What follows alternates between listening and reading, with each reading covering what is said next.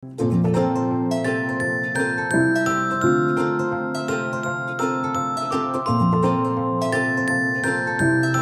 பார்த்தீங்க அப்படின்னா இனிஷியலாக வந்து உப்பாக தான் இருந்தது. இப்போ இந்த மரங்கள் இதெல்லாம் வச்சு ரெகுலராக சுழற்சி வரும்போது அந்த கிணறு வந்து இப்போ அது நான் குடிக்கிற தண்ணீர் குடிக்கிற தண்ணி இதே தான். என்னோட உணவுன்றது என்னோட வாழ்வியல். நான் அதை வந்து கடையில போய் தேடுறதை தாண்டி அது என்னோட சுத்தி என்கிட்ட பக்கத்துலயே இருக்கணும் அப்படிங்கிறது தான். குப்பைமேடை வந்து ஞாபகம் வச்சுக்கோ அப்படின்னு. குப்பைமேட்டில் வந்து நீ வந்து தண்ணி கூட ஊற்ற மாட்டேன், ஆனா செடி நல்லா வளரும். ஏன் வளருது? அதுக்கான தேவையான ஊட்டங்கள் அங்க இருக்கு. அப்ப நீ வீட்டுல வந்து ஒரு குப்பைமேட்டை உருவாக்கணும், அவ்வளவுதான்.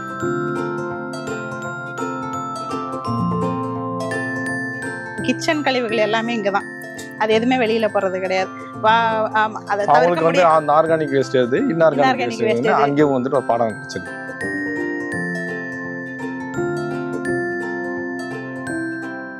நூறு ரக தக்காளி வகைகள் இருக்கு மரபு ரகத்திலேயே. எக்ஸ்பெரிமெண்ட் பண்ணியிருக்கோம். ஆனா இந்த மண்ணுக்குன்னு ஒரு சிலது மட்டும்தான் நல்லா வரும். அப்ப எது நல்லா வருதோ அதை வந்து அதிகமா பயிர் பண்றது.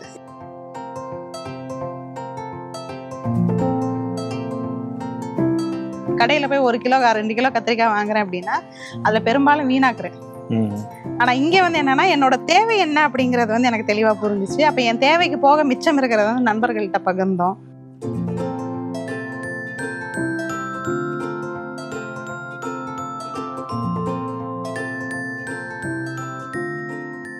நாங்க 2 பேருமே வந்து இன்ஜினியரிங் கிராஜுவேட்ஸ். டவுன்ல வளர்ந்தவங்க தான். வளர்ந்தோம், படித்தோம், ஐடியில் வேலை கிடைச்சிது, நல்லா சம்பாத்தியம், எல்லாம் நல்லா தான் போயிட்டு இருந்துச்சு. பட் குழந்தைங்க வந்து ஸ்கூலுக்கு போக ஆரம்பிக்கும் போது தான் வந்து நிறைய விஷயங்கள் ஆஸ் பேரண்ட்ஸ் நாங்களும் வந்து கற்றுக்க ஆரம்பித்தோம். நிறைய அடிப்படைகள் வந்து குழந்தைங்களுக்கு போகலை அப்படின்றது தெரிஞ்சது. ரொம்ப முக்கியமாக வந்து நல்ல ஒரு பள்ளிக்கூடத்தை தான் சேர்த்து விட்டோம். ப்ரீகேஜியிலேருந்து எல்லாமே போக தான் செஞ்சாங்க. எக்ஸ்கர்ஷன் கூட்டு போன இடம் வந்து ஒரு சூப்பர் மார்க்கெட். போயிட்டு வந்து என் குழந்தை வந்து முதல்ல சொன்னது, அம்மா எனக்கு காய்கறி எங்கே மேனுஃபேக்சர் பண்ணுறாங்கன்றது தெரியுது அப்படின்ட்டு. அப்போது இங்கே நவீனமாக நம்ம வாழ்கிறோம், காய்கறிகளுங்கிறது ஒன்று கிடைக்கிது, அதுவும் தெரியுது. ஆனால் ரொம்ப அடிப்படையாக காய்கறிகள் வந்து செடி கொடியிலேருந்து கிடைக்கும். நாங்கள் சின்ன வயசில் அனுபவித்த நிறைய விஷயங்கள் வந்து எங்கள் குழந்தைங்க மிஸ் பண்ணுறாங்க அப்படிங்கிறது அப்போ தான் புரிஞ்சுது. உண்மையிலேயே வந்து எங்களுக்கு அது வந்து புடனில் அடித்த மாதிரி தான் இருந்தது 2 பேருக்குமே அந்த டைமில். அப்புறமா தான் கொஞ்சம் யோசிக்க ஆரம்பித்தோம். அப்புறம் விளையாட்டாக வந்து செடிகள் வைக்க ஆரம்பித்தோம். அந்த சமயத்தில் தான் வந்து மாடித்தோட்டம் வந்து சென்னையில் வந்து ஹார்டிகல்ச்சர் டிபார்ட்மெண்ட்லேருந்து நிறையா விதைகள் கொடுக்க ஆரம்பித்தாங்க. அப்படி ஆரம்பித்தோம். அப்போ காய்கறிகள் வர ஆரம்பிச்சுது. அது பேசிக்காக என்னென்னா மண் பார்த்திங்க அப்படின்னா நீங்கள் இங்கே நம்ம சிட்டியில் இருக்கிறனால வந்து பார்த்திங்கன்னா ஒரு ஜேசிபியை வச்சு ஃபுல்லாக வந்து நிறைவேறிந்தாங்க கட்டலாம். மண் பார்த்திங்க அப்படின்னா ஒரு வளம் இருக்காது. ஜேசிபி போய் ரொம்ப ஹார்டாக இருந்தது மண். ஸோ அப்போ என்ன பண்ணோன்னா அந்த மண்ணை வந்து நம்ம மேம்படுத்தணும்னா அதுக்கு தேவையான உரங்கள் இல்லைன்னா அதுக்கான சத்துக்கள் கொடுக்கணும். அது மண்ணை வந்துட்டு அப்பப்போ வந்து என்ன பண்ணணும்னா கிளறி விடணும். அது போக வந்து உங்களுக்கு விதைகள் பார்த்திங்க அப்படின்னா அப்போ கிடச்சது பார்த்திங்கன்னா நாங்கள் இனிஷியலாக ஆரம்பித்தது ஹைபிரிட் விதைகள் தான். கொடுத்த எல்லாமே ஹைபிரிட் விதைகள் தான். அப்போ ஹைபிரிட் தான் தெரியாது, அது பயங்கரமாக காய்க்கும். பட் அதுக்கப்புறம் தான் நம்மளுக்கு ஒரு இந்த மரபுரைகள் தான், இதுதான் நமக்கு மரபுரைகள், இதுதான் வந்து நம்மளுக்கு நல்லது அப்படின்ற தெரிய வரும்போது அதுக்கான விதைகள் வந்துட்டு கிடைக்கல.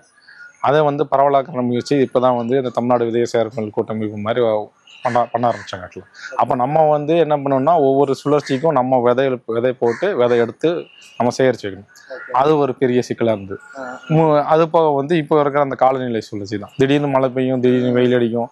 அப்போ வந்து வெயிலுக்கான அது தேவையான தண்ணி, அது உங்களுக்கு நகரத்தில் வந்துட்டு அந்த தண்ணி கிடைக்கிறது பெரிய விஷயம். உங்க வந்து கொஞ்சம் உப்பு தண்ணி தான்.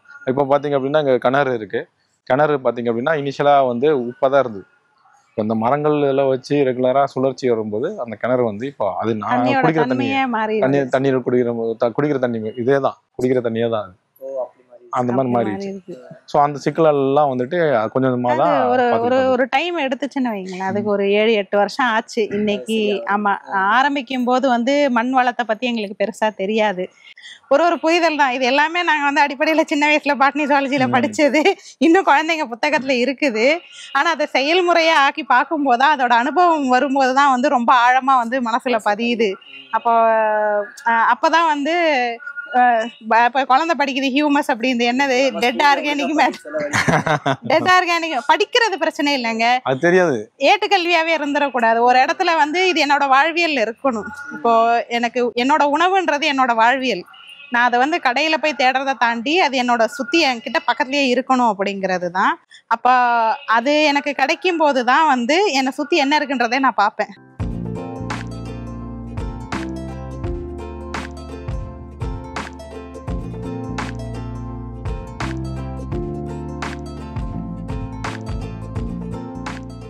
இப்போ மண் வளம் பெருக்கிறது எப்படின்னா, இப்போ குழந்தைங்க சொல்லும் உரம் பத்தலையா இலை தலையை போடு, இந்த இலை இருக்குதா இதை போடு. அப்போ என் வீட்டில் வந்து கிச்சன் கழிவுகள் எல்லாமே இங்கே தான், அது எதுவுமே வெளியில போறது கிடையாது. அதை அவங்களுக்கு வந்து அந்த ஆர்கானிக் வேஸ்ட் எது இன்ஆர்கானிக் வேஸ்ட் அங்கேயும் வந்துட்டு ஒரு பாடம் கிடைச்சிருது. அவங்களுக்கு ஆர்கானிக் வேஸ்ட் தோட்டம் தான் போடணும். மக்குற குப்பை மக்காத குப்பை இது உலக விஷயங்கள் வந்து அவங்களுக்கு அடிப்படையில் புரிஞ்சுக்கிறாங்க. நான் போய் அங்கே ரெடியூஸ் ரீசைக்கிள் அதெல்லாம் சொல்லி எல்லாம் வராதுங்க. நம்ம வந்து முதல்ல அதை செயலாக்கம் பண்ணணும், குழந்தைங்களுக்கு தானே போகும், அவ்வளோதான். அப்போது அடிப்படையில் எனக்கு பிளாஸ்டிக் குப்பைகள் கொஞ்சம் கம்மியாக ஆரம்பிச்சிது. வாரம் ஒரு முறை தான் எனக்கு வீட்டிலேருந்து குப்பை வெளியில் போகும். மற்றபடிக்கு எல்லாமே வந்து என் கிச்சனில் வந்து நான் அரிசி கழுவுற தண்ணியிலேருந்து காய்கறி கழிவுகள் சாப்பாடுகள் எல்லாமே வந்து அந்த இடத்துல வந்து கம்போஸ்டிங்காக போயிடும். அப்போ அந்த இடத்துல வந்து இயற்கையாகவே ஒரு உயிர் சூழல் உருவாகுது. 10 வருஷத்துக்கு முன்னாடி இங்கே ஒரு காக்கா கூட வராது, ஒரு அணில் கூட வராது. இன்னைக்கு வந்து என் பெரிய பொண்ணு வந்து ஒரு 40 வகை பறவைகளை வந்து ஐடென்டிஃபை பண்ணி வச்சிருக்கா. அப்போ எனக்கு இந்த கால சூழல்ல இந்தந்த பறவைகள்லாம் அங்கே வருது, அதை அடையாளம் கண்டு வச்சிருக்காங்க. ஏன் வருது, அதுக்கான இறை இங்கே இருக்குது.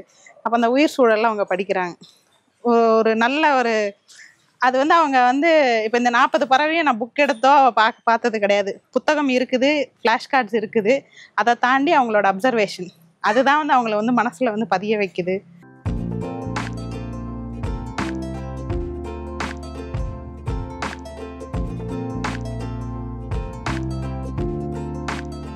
ஆரம்பத்துல வந்து கத்திரிக்காய் தக்காளி இந்த மாதிரி விஷயங்கள் தான் போட்டுட்டு இருந்தோம்.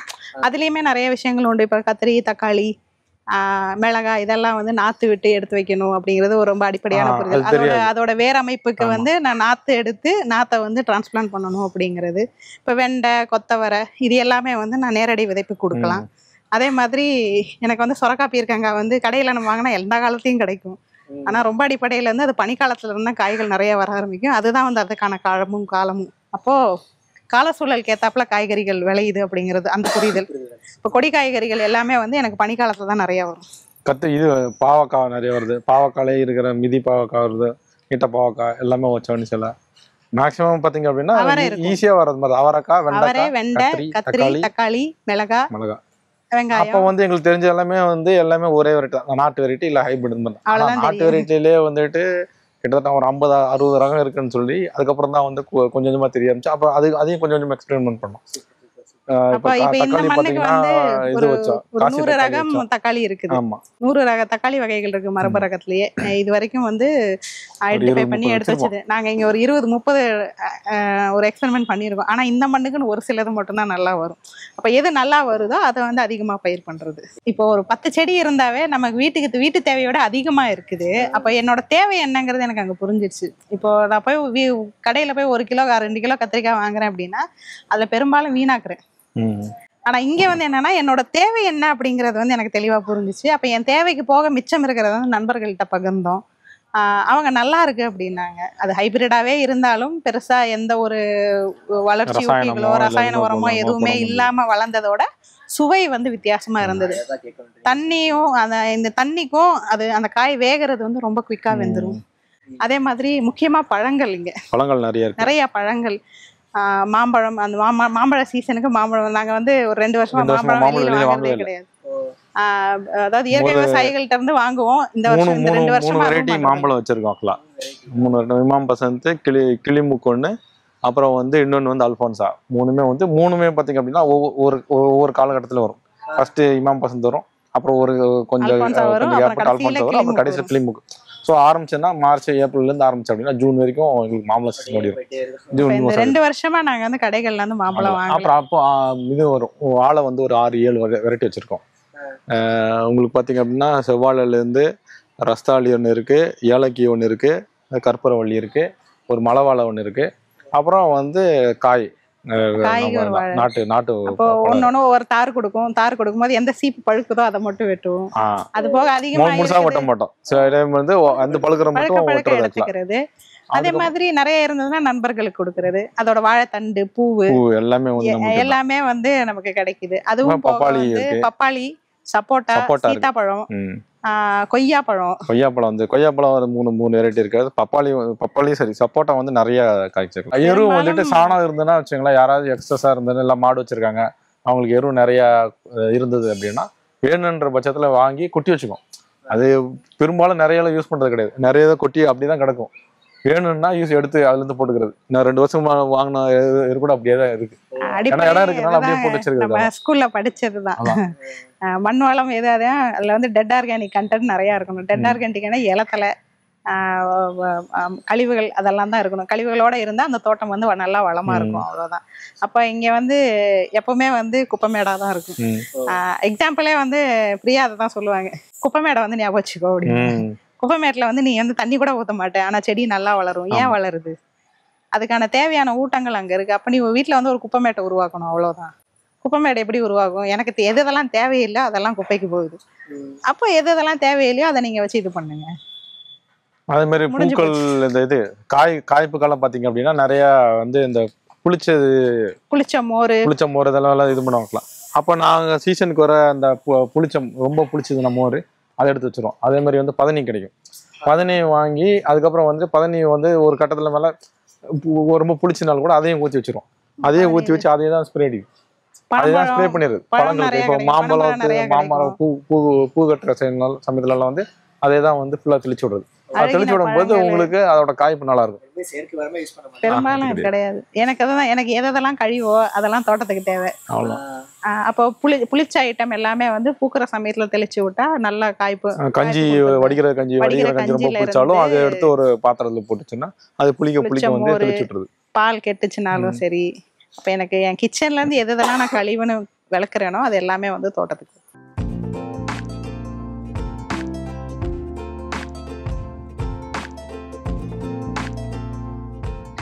இப்போ எனக்கு வந்து குழந்தைங்க வந்து வீக்கெண்ட்ஸ் ஆச்சு அப்படின்னா குழந்தைங்க வந்து பெரும்பாலும் ஆடிப்பட்டம் சமயத்துல தான் நாங்கள் விதைக்க ஆரம்பிப்போம். அந்த ஆடிப்பட்டத்தில் தான் விதைக்க ஆரம்பிக்கிறது.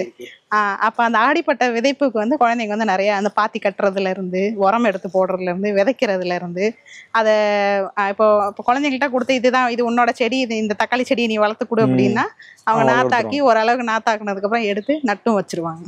ஸோ அந்த இது பண்ணுவாங்க. இப்போ ஒரு சில செடிகள் வந்து குழந்தைங்க நட்டதான். அந்த செம்பருத்தி செடியெல்லாம் வந்து அவள் வந்து சின்ன பாப்பா வந்து எல்கேஜி யூகேஜி போகும்போது எடுத்துட்டு வந்த செடி அவள் வளர்த்தது. இன்னைக்கு அவளோட சேர்ந்து அதுவும் வந்து ஒரு 5 வருடமா வளர்ந்துருக்கு. இப்போ நீங்கள் அம்மா அப்பாவுக்கு ஹெல்ப்லாம் பண்ணீங்களா? நீங்கள் இதில் என்னெல்லாம் செஞ்சுருக்கீங்க? அப்பா அம்மாவுக்கு என்னெல்லாம் ஹெல்ப் பண்ணுவீங்க? நாங்கள் அம்மாவுக்கு வந்து மரம் நட்டுறதுக்கு ஹெல்ப் பண்ணுவோம். அதுக்கப்புறம் இந்த சீடு போட்டு அதுக்கப்புறம் பொதிச்சு வச்சிருது அதெல்லாம் நாங்கள் பண்ணுவோம். அதுக்கப்புறம் நாங்கள் வந்து அது வளரும் போது எங்களுக்கு ஒரு ஆச்சரியமா இருக்கும். அந்த பூ வந்து எப்படி இருக்கு, அந்த ஃப்ரூட், அதில் ஃப்ரூட் வருமா இல்லையா.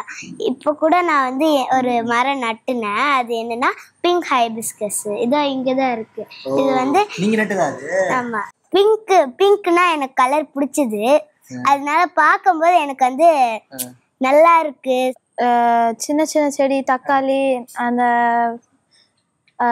பிரிஞ்சால் எல்லாத்தையும் சீட் போட்டு வைக்கிறோம். அதுக்கு வந்து பாத்தி ரெடி பண்றத வந்து கத்துக்கிட்டோம். அப்புறமா களை எடுக்கிறது, அப்புறமா வந்து இந்த மாதிரி சின்ன சின்ன வேலையெல்லாம் செய்யறதுக்கெல்லாம் ஹெல்ப் பண்ணுவோம்.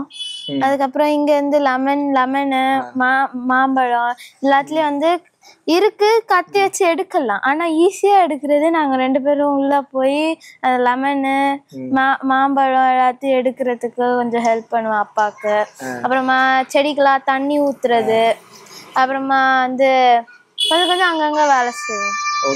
பெரும்பாலும் வந்துட்டு மாடி தோட்டம் வைக்கணும்னு நினைக்கிறவங்க ஃபர்ஸ்ட் எடுத்த உடனே வந்துட்டு எனக்கு உடனே தக்காளி வந்துடணும், இல்லை மிளகா வந்துடணும், ஏதாவது வந்துடணும்னு சொல்லிட்டு ரொம்ப ஆர்வமா வந்து பண்ண நிறைய செலவு பேசிக் லெவல்ல இருந்து லேர்னிங் நிறைய செலவு பண்ணாதீங்க. தோட்டம்ங்கிறது வந்து உங்க கற்றலுக்கான கூடம். எப்படி வந்து நம்ம லேப்ல வந்து நிறைய ஃபெயில் ஆகுமோ அது மாதிரி கற்றலுக்கான கூடம் இது. ஒரு தொட்டில இருந்து ஆரம்பிங்க. எடுத்தோடனே 20 தொட்டி வைக்க வேண்டாம் அப்படின்னு ஒரு தொட்டில இருந்து ஆரம்பிப்போம். முக்கியமா குழந்தைங்களை இன்வால்வ் பண்ணு. நம்ம வீட்டு குழந்தைங்களை நம்ம இன்வால்வ் பண்ணும்போது அவங்களோட சேர்ந்து, இப்ப நான் வந்து அதுதான் சொல்லுவேன், எங்க வீட்டுல வந்து அவங்க வளரல, நானும் அம்மாவை கூட வளர்றேன், அம்மா அப்பாவை நாங்களும் வளர்றோம் அப்படின்னு தான் சொல்லுவேன். ஒண்ணுமே வந்து நம்ம நிறைய அன்லேர்ன் பண்ணுவோம்.